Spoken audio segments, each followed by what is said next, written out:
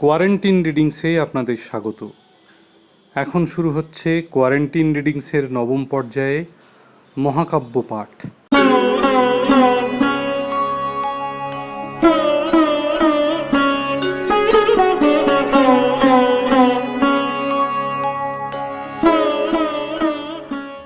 কৃষ্ণদ্বৈপায়ন ব্যাসকৃত মহাভারত। সারানুবাদ রাজশেখর বসু। গ্রন্থ পাঠে চন্দ্রলেখা সিনহা। শ্রুতিগ্রন্থ নির্মাণে শুক্লা রায়। শুরু হচ্ছে কৃষ্ণদ্বৈপায়ন ব্যাসকৃত মহাভারত। আজ অষ্টম পর্ব। আজ শুনবেন মহাভারতের আদি পর্বের অন্তর্গত অনুচ্ছেদ 29, 30 এবং 31। এই তিনটি অনুচ্ছেদের নাম চৈত্ররথ পর্বাধ্যায়।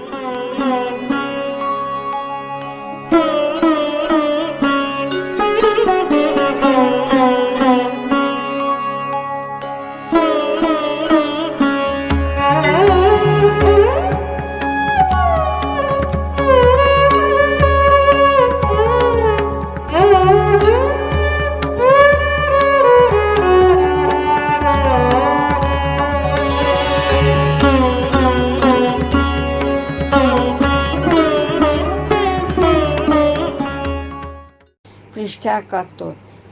চৈত্ররথ পর্বাধ্যায় 29। ধৃষ্টদ্যুম্ন ও দ্রৌপদীর জন্মবৃত্তান্ত গন্ধর্বরাজ অঙ্গারপর্ণ। কিছুকাল পরে পাণ্ডবদের আশ্রয়দাতা ব্রাহ্মণের গৃহে অন্য এক ব্রাহ্মণ অতিথিরূপে উপস্থিত হলেন। ইনি বিবিধ উপাখ্যান এবং নানা দেশের আশ্চর্য বিবরণের প্রসঙ্গে বললেন, পাঞ্চাল রাজকন্যা দ্রৌপদীর সংবর হবে। পাণ্ডবগণ সবিশেষ জানতে চাইলে তিনি এই ইতিহাস বললেন। দ্রোণাচার্যের নিকট পরাজয়ের পর দ্রুপদ প্রতিশোধ ও পুত্রলাভের জন্য অত্যন্ত ব্যগ্র হলেন। তিনি গঙ্গা ও যমুনার তীরে বিচরণ করতে করতে একটি ব্রাহ্মণ বসতিতে এলেন। সেখানে জাজ ও উপজাজ নামক দুই মহর্ষি বাস করতেন।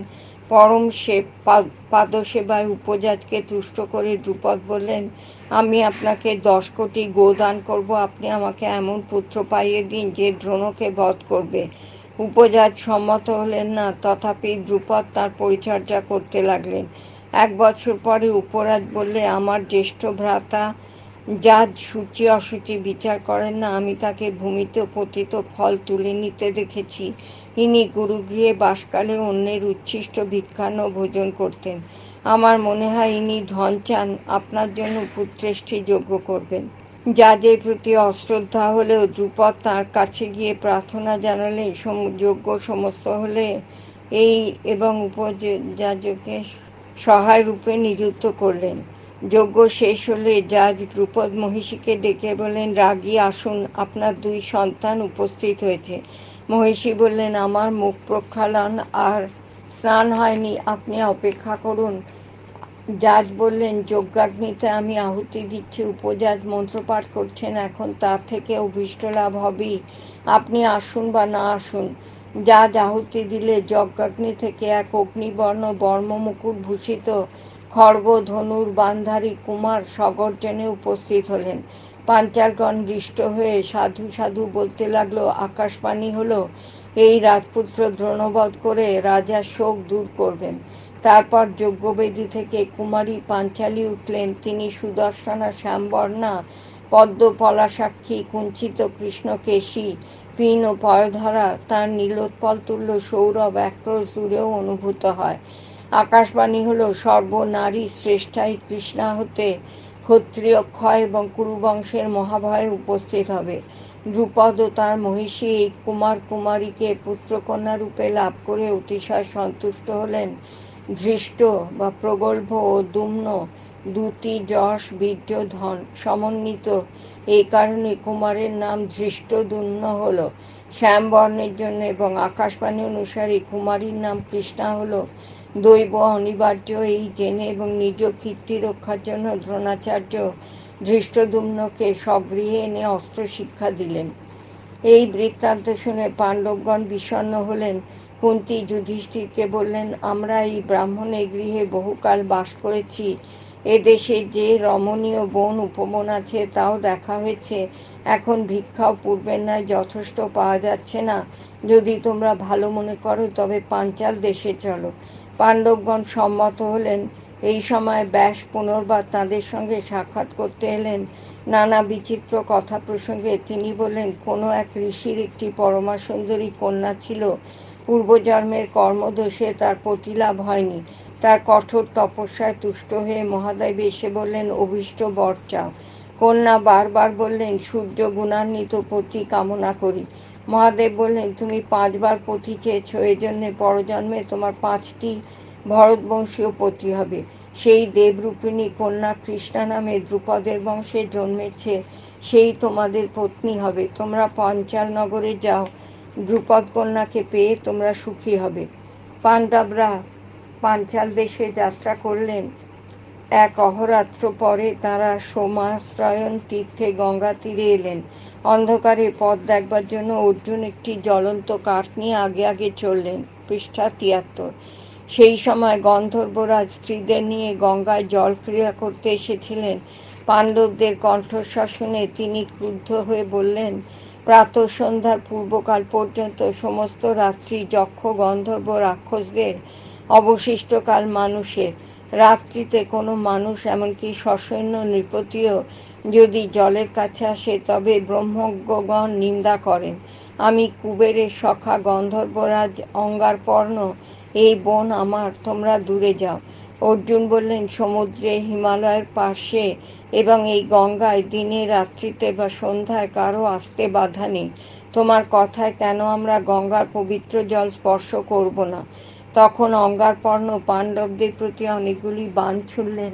অর্জুন তার মশাল আর ঢাল ঘুরিয়ে সমস্ত বাণ নিরস্ত করে দ্রোণের নিকট লব্ধ প্রদীপ্ত আগ্নেয় অস্ত্র নিক্ষেপ করলেন। গন্ধর্বরাজের রথ দগ্ধ হয়ে গেল, তিনি অচেতন হয়ে অধোমুখে পড়ে গেলেন। অর্জুন তার মাল্যভূষিত কেশ ধরে টানতে লাগলেন। গন্ধর্বের ভার্যা কুম্ভিনসী যুধিষ্ঠিরকে বললেন, মহাভাগ, আমি আপনার শরণাগতা, রক্ষা করুন, আমার স্বামীকে মুক্তি দিন। যুধিষ্ঠিরের অনুরোধে অর্জুন গন্ধর্বকে ছেড়ে দিলেন। গন্ধর্ব বললেন, আমি পরাজিত হয়েছি। নিজেকে আর অঙ্গারপর্ণ, টিকা 1, যার পর্ণ বা বাহন জ্বলন্ত অঙ্গার তুল্য। টিকা শেষ। বলবো না। আমার বিচিত্র রথ দগ্ধ হয়েছে। আমার এক নাম চিত্ররথ হলেও আমি দগ্ধ রথ হয়েছি। যে মহাত্মা আমাকে প্রাণ দান করেছেন সেই অর্জুনকে আমার চাক্ষুষী বিদ্যা দান করছি। রাজকুমার, তুমি ত্রিলোকের যা কিছু দেখতে ইচ্ছা করবে এই বিদ্যা বলে তা দেখতে পাবে। আমি তোমাকে আর তোমার প্রত্যেক ভ্রাতাকে 100 দিব্যবর্ণ বেগবান গন্ধর্ব দেশে অশ্ব দিচ্ছি। এরা প্রভুর ইচ্ছানুসারে উপস্থিত হয়। অর্জুন বললেন, গন্ধর্ব, তুমি প্রাণ সংশয়ে যা আমাকে দিচ্ছ তা নিতে আমার প্রবৃত্তি হচ্ছে না। গন্ধর্ব বললেন, তুমি জীবন দিয়েছ, তার পরিবর্তে আমি চাক্ষুষী বিদ্যা দিচ্ছি। তোমার আগ্নেয় অস্ত্র এবং চিরস্থায়ী বন্ধুত্ব আমাকে দাও। অর্জুন গন্ধর্বের প্রার্থনা অনুসারী চাক্ষুষী বিদ্যা ও অশ্ব নিলেন এবং আগ্নেয়াস্ত্র দান করে সখ্যে আবদ্ধ হলেন। তিনি প্রশ্ন করলেন, আমরা বেদজ্ঞ শত্রু দমনে সমর্থ, তথাপি রাত্রিকালে আমাদের ধর্ষণ করলে কেন? গন্ধর্ব বললেন, তোমাদের অগ্নিহোত্র নেই, ব্রাহ্মণকে অগ্রবর্তী করে চলো না, সেজন্য আমি তোমাদের ধর্ষণ করেছি। হে তাপত্য, শ্রেয় লাভের জন্য পুরোহিত নিয়োগ করা কর্তব্য। পৃষ্ঠা 74। পুরোহিত না থাকলে কোনো রাজা কেবল বীরত্ব বা আভিজাত্যের প্রভাবে রাজ্য জয় করতে পারেন না। ব্রাহ্মণকে পুরোভাগে রাখলেই চিরকাল রাজ্য পালন করা যায়। 30 তপতি ও সংবরণ। অর্জুন প্রশ্ন করলেন, তুমি আমাকে তাপত্য বললে কেন? তপতি কে? আমরা তো কৌন্তেয়। গন্ধর্বরাজ এই ত্রিলোক বিস্তৃত উপাখ্যান বললেন, যিনি নিজ তেজে সমস্ত আকাশ ব্যাপ্ত করেন সেই সূর্যের এক কন্যার নাম তপতি। ইনি সাবিত্রীর কনিষ্ঠা। রূপে গুণে তিনি অতুলনা ছিলেন। সূর্যদেব এমন কোনো পাত্র খুঁজে পেলেন না যিনি তপতির উপযুক্ত। সেই সময় কুরুবংশীয় ঋক্ষপুত্র সংবরণ রাজা প্রত্যহ উদয়কালে সূর্যের আরাধনা করতে লাগলেন। তিনি ধার্মিক, রূপবান ও বিখ্যাত বংশের নৃপতি, সেজন্য সূর্য তাঁকেই কন্যা দিতে ইচ্ছা করলেন। একদিন সংবরণ পর্বতের নিকটস্থ বনে মৃগয়া করতে গেলে তার অশ্ব ক্ষুদ পিপাসায় পীড়িত হয়ে মরে গেল। সংবরণ পদব্রজে বিচরণ করতে করতে এক অতুলনীয় রূপবতী কন্যা দেখতে পেলেন। তিনি মুগ্ধ হয়ে পরিচয় জিজ্ঞাসা করলেন, কিন্তু সেই কন্যা মেঘ মধ্যে সৌদামিনীর ন্যায় অন্তর্হিত হলেন। রাজা কামমোহিত হয়ে ভূমিতে পড়ে গেলেন। তখন তপতী আবার দেখা দিয়ে বললেন, নৃপশ্রেষ্ঠ উঠুন, মোহগ্রস্ত হবেন না। সংবরণ অস্পষ্ট বাক্যে অনুনয় করে বললেন, সুন্দরী, তুমি আমাকে ভজনা করো, নতুবা আমার প্রাণবিয়োগ হবে। তুমি প্রসন্ন হও, আমি তোমার বশঙ্গত ভক্ত। তপতী বললেন, আপনিও আমার প্রাণ হরণ করেছেন, আমি স্বাধীন নই, আমার পিতা আছেন, আপনি তপস্যায় তাকে প্রীত করে আমাকে প্রার্থনা করুন। এই বলে তপতী চলে গেলেন। সংবরণ পুনর্বার মূর্ছিত হয়ে পড়ে গেলেন। অমাত্য অনুচরগণ অন্বেষণ করে রাজাকে দেখতে পেলেন এবং তার মাথায় পদ্ম সুরভিত শীতল জল সেচন করলেন। রাজা সংজ্ঞা লাভ করে মন্ত্রীভিন্ন সকলকেই বিদায় দিলেন এবং সেই পর্বতেই ঊর্ধ্বমুখে কৃতাঞ্জলি হয়ে পুরোহিত বশিষ্ঠ ঋষিকে স্মরণ করতে লাগলেন। দ্বাদশ দিন অতীত হলে বশিষ্ঠ সেখানে এলেন। তিনি যোগ বলে সমস্ত জেনে কিছুক্ষণ সংবরণের সঙ্গে আলাপ করে ঊর্ধ্বে চলে গেলেন। সূর্যের কাছে এসে বশিষ্ঠ প্রণাম করে কৃতাঞ্জলি পুটে বললেন, বিভাবসু, আপনার তপতী নামে যে কন্যা আছে তাকে আমি মহারাজ সংবরণের জন্য প্রার্থনা করি। পৃষ্ঠা ৭৫। সূর্য সম্মত হয়ে তপতীকে দান করলে বশিষ্ঠ তাকে নিয়ে সংবরণের কাছে এলেন। সংবরণ তপতীকে বিবাহ করলেন এবং মন্ত্রীর ওপর রাজ্য চালনার ভার দিয়ে সেই পর্বতের বনে উপবনে পত্নীর সঙ্গে 12 বৎসর সুখে বাস করলেন।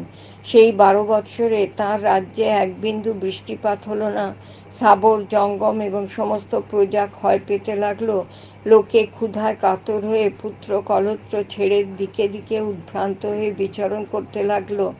বশিষ্ঠ মুনি সংবরণ ও তপতীকে রাজপুরীতে ফিরিয়ে আনলেন। তখন ইন্দ্র আবার বর্ষণ করলেন, শস্য উৎপন্ন হলো। অর্জুন, সেই তপতীর গর্ভে কুরু নামক পুত্র হয়। তুমি তাঁরই বংশে জন্মেছ, সেজন্য তুমি তাপত্য। 31।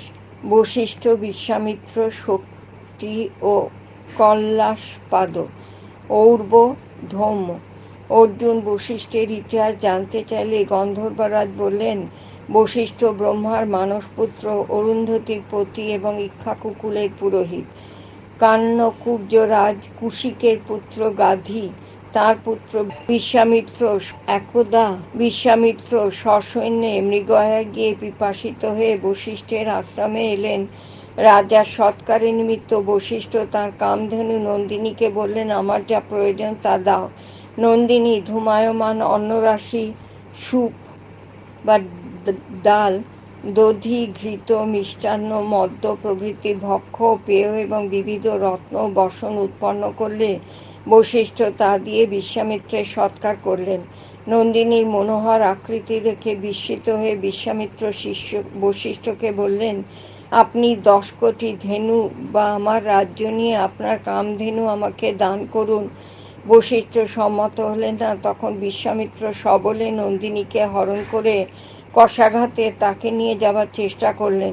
নন্দিনী বললে, ভগবান, বিশ্বামিত্রের সৈন্যদের কষাঘাত আমি অনাথার ন্যায় বিলাপ করছি, আপনি তা উপেক্ষা করছেন কেন? বশিষ্ঠ বললেন, ক্ষত্রিয়ের বল তেজ, ব্রাহ্মণের বল ক্ষমা। কল্যাণী, আমি তোমাকে ত্যাগ করিনি। যদি তোমার শক্তি থাকে তবে আমার কাছেই থাকো। তখন সেই পয়সেনী কামধেনু ভয়ঙ্কর রূপ ধারণ করে হাম্বারবে সৈন্যদের বিতাড়িত করলে।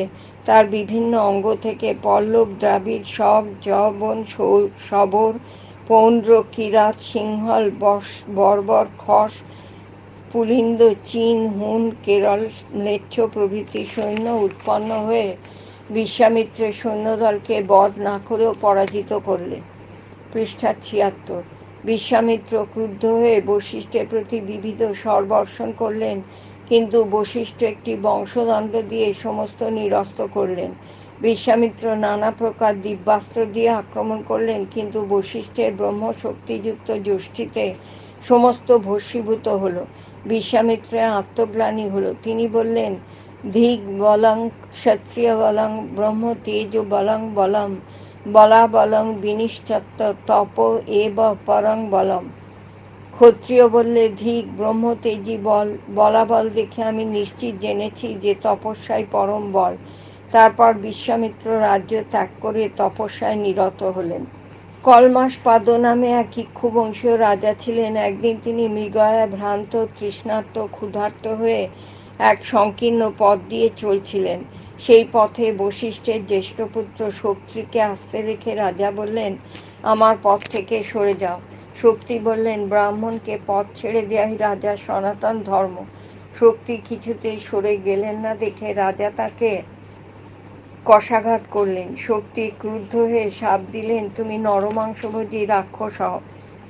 কল্লাসপাদকে যজমানরূপে পাবার জন্য বশিষ্ঠ আর বিশ্বামিত্রের মধ্যে প্রতিযোগিতা ছিল।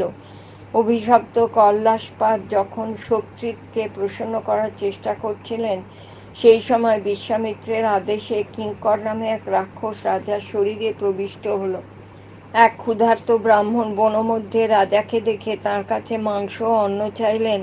রাজা তাকে অপেক্ষা করতে বলে স্বভবনে গেলেন এবং অর্ধরাত্রে তার প্রতিশ্রুতি স্মরণ করে পাচককে সমাংস অন্ন নিয়ে যেতে আজ্ঞা দিলেন। পাচক জানালেন যে মাংস নেই। রাক্ষসাবিষ্ট রাজা বললেন, তবে নরমাংস নিয়ে যাও। পাচক বধ্যভূমিতে গিয়ে নরমাংস নিলে এবং পাক করে অন্নের সহিত ব্রাহ্মণকে নিবেদন করলে। দিব্য দৃষ্টিশালী ব্রাহ্মণ ক্রুদ্ধ হয়ে বললেন, যে নৃপাধম এই অভোজ্য পাঠিয়েছে সে নরমাংসভোজী হবে। শক্তি এবং অরণ্যচারী ব্রাহ্মণ এই দুজনের শাপের ফলে রাক্ষসাবিষ্ট কল্লাসপাদ কর্তব্য জ্ঞানশূন্য বিকৃতেন্দ্রিয় হলেন। একদিন তিনি শক্তিকে দেখে বললেন, তুমি যে শাপ দিয়েছ তার জন্য প্রথমেই তোমাকে খাবো। এই বলে তিনি শক্তিকে বধ করে ভক্ষণ করলেন। পৃষ্ঠা ৭৭। বিশ্বামিত্রের প্ররোচনায় কল্লাসপাদ বশিষ্ঠের শতপুত্রের সকলকে খেয়ে ফেললেন। পুত্র শোকাতুর বশিষ্ঠ বহু প্রকারে আত্মহত্যার চেষ্টা করলেন, কিন্তু তার মৃত্যু হল না। তিনি নানা দেশ ভ্রমণ করে আশ্রমে ফিরে আসছিলেন। এমন সময় পিছন থেকে বেদ পাঠের ধ্বনি শুনতে পেলেন। বশিষ্ঠ বললেন, কে আমার অনুসরণ করছে? এক নারী উত্তর দিলেন, আমি অদৃশ্যন্তী, শক্তির বিধবা পত্নী। আমার গর্ভে যে পুত্র আছে তার 12 বৎসর বয়স হয়েছে, সেই বেদপাঠ করছে। তার বংশের সন্তান জীবিত আছে জেনে বশিষ্ঠ আনন্দিত হয়ে পুত্রবধূকে নিয়ে আশ্রমের দিকে চললেন। পথিমধ্যে কল্লাসপাদ বশিষ্ঠকে দেখে ক্রুদ্ধ হয়ে তাকে খেতে গেলেন। বশিষ্ঠ তাঁর ভীতা পুত্রবধূকে বললেন, ভয় নেই, ইনি কল্লাসপাদ রাজা। এই বলে তিনি হুঙ্কার করে কল্লাসপাদকে থামিয়ে তার গায়ে মন্ত্রপুত জল ছিটিয়ে তাকে শাপমুক্ত করলেন এবং বললেন, রাজা, তুমি ফিরে গিয়ে রাজ্য শাসন করো, কিন্তু আর কখনো ব্রাহ্মণের অপমান করো না।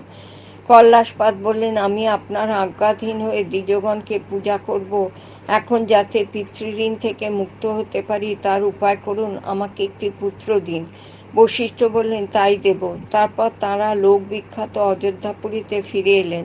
বশিষ্ঠের সহিত সঙ্গমের ফলে রাজমহিষী গর্ভবতী হলেন। বশিষ্ঠ তাঁর আশ্রমে ফিরে গেলেন। দ্বাদশ বৎসরেও সন্তান ভূমিষ্ঠ হল না দেখে মহিষী পাষাণখণ্ড দিয়ে তার উদর বিদীর্ণ করে পুত্র প্রসব করলেন। এই পুত্রের নাম অশোক। ইনি পৌদন্যনগর স্থাপন করেছিলেন। বশিষ্ঠের পুত্রবধূ অদৃশ্যন্তীও একটি পুত্র প্রসব করলেন, তার নাম পরাশর। একদিন পরাশর বশিষ্ঠকে পিতা বলে সম্বোধন করলে অদৃশ্যন্তী শাস্ত্রনয়নে বললেন, বৎস, পিতামহকে পিতা বলে ডেকো না, তোমার পিতাকে রাক্ষসে খেয়েছে।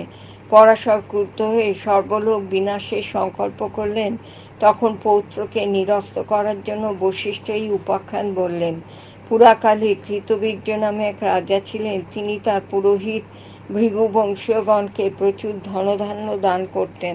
তার মৃত্যুর পর তার বংশধর ক্ষত্রিয়দের অর্থাভাব হলো। তাঁরা ভার্গবদের কাছে প্রার্থী হয়ে এলেন। ভার্গবদের কেউ ভূগর্ভে ধন লুকিয়ে রাখলেন, কেউ ব্রাহ্মণদের দান করলেন, কেউ ক্ষত্রিয়গণকে দিলেন। একজন ক্ষত্রিয় ভার্গবদের গৃহ খনন করে ধন দেখতে পেলেন। তাতে সকলে ক্রুদ্ধ হয়ে ভার্গবগণকে বধ করলেন। ভার্গব নারীগণ ভয়ে হিমালয়ে আশ্রয় নিলেন। তাদের মধ্যে এক ব্রাহ্মণী তার উরুদেশে গর্ভ গোপন করে রাখলেন। পৃষ্ঠা ৭৮। ক্ষত্রিয়রা জানতে পেরে সেই গর্ভ নষ্ট করতে এলেন। তখন সেই ব্রাহ্মণের উরু ভেদ করে মধ্যাহ্ন সূর্যের ন্যায় দীপ্তিমান পুত্র প্রসূত হল। তার তেজে ক্ষত্রিয়গণ অন্ধ হয়ে গেলেন। তারা অনুগ্রহ ভিক্ষা করলে। ব্রাহ্মণী বললেন, তোমরা আমার উরুজাত পুত্র ঔর্বকে প্রসন্ন করো। ক্ষত্রিয়গণের প্রার্থনায় ঔর্ব তাদের দৃষ্টিশক্তি ফিরিয়ে দিলেন। তারপর পিতৃগণের মৃত্যুর প্রতিশোধ নেবার জন্য তিনি ঘোর তপস্যা করতে লাগলেন। ঔর্বকে সর্বলোক বিনাশে উদ্যত দেখে পিতৃগণ এসে বললেন, বৎস, ক্রোধ সংবরণ করো। আমরা স্বর্গারোহণের জন্য উৎসুক ছিলাম, কিন্তু আত্মহত্যায় স্বর্গলাভ হয় না, সেজন্য স্বেচ্ছায় ক্ষত্রিয়দের হাতে মরেছি। আমরা ইচ্ছা করলেই ক্ষত্রিয় সংহার করতে পারতাম। তারপর পিতৃগণের অনুরোধে ঔর্ব তাঁর ক্রোধাগ্নি সমুদ্র জলে নিক্ষেপ করলেন। সেই ক্রোধ ঘটকির টিকা 1 বড়বা টিকা শেষ। মস্তক রূপে অগ্নি উদ্গার করে সমুদ্র জল পান করে। বশিষ্ঠের কাছে এই উপাখ্যান শুনে পরাশর তার ক্রোধ সংবরণ করলেন, কিন্তু তিনি রাক্ষসশস্ত্র যজ্ঞ আরম্ভ করলেন। তাতে আবাল্য বৃদ্ধ সকল রাক্ষস দগ্ধ হতে লাগলো। অত্রি, পুলস্ত, পুলহ, ক্রতু ও মহাক্রতু রাক্ষসের প্রাণ রক্ষার জন্য সেখানে উপস্থিত হলেন। পুলস্ত টিকা 2, ইনি রাবণ প্রভৃতির পূর্বপুরুষ। টিকা শেষ।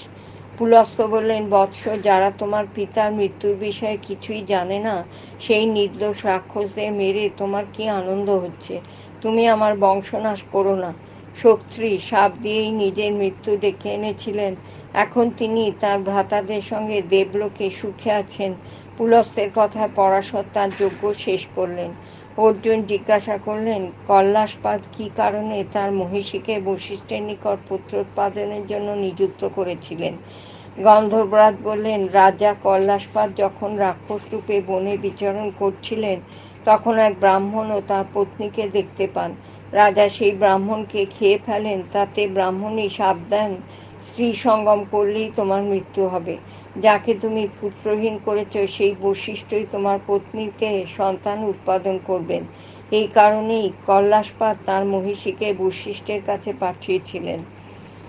পৃষ্ঠা 79। অর্জুন বললেন, গন্ধর্ব, তোমার সবই জানা আছে, এখন আমাদের উপযুক্ত পুরোহিত কে আছেন তা বলো।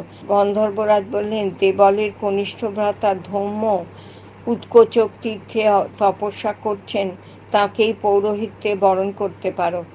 অর্জুন প্রীতমনে গন্ধর্বরাজকে আগ্নেয় অস্ত্র দান করে বললেন, অশ্বগুলি এখন তোমার কাছে থাকুক, আমরা প্রয়োজন হলেই নেব।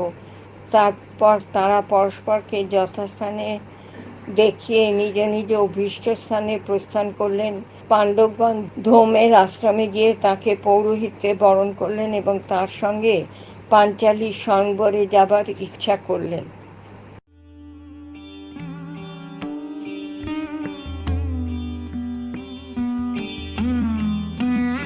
শেষ হল কৃষ্ণদ্বৈপায়ন ব্যাস বিরচিত মহাভারতের আজকের পর্ব। অনুবাদ রাজশেখর বসু, গ্রন্থপাঠে চন্দ্রলেখা সিনহা, শ্রুতিগ্রন্থ নির্মাণে শুক্লা রায়।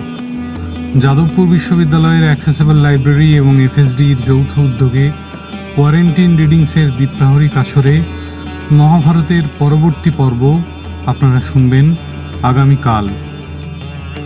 মহাকাব্য পাঠ প্রসঙ্গে আপনাদের মতামত আপনারা আমাদের জানাতে পারেন এই ইমেল আইডিতে info.fsdju@gmail.com।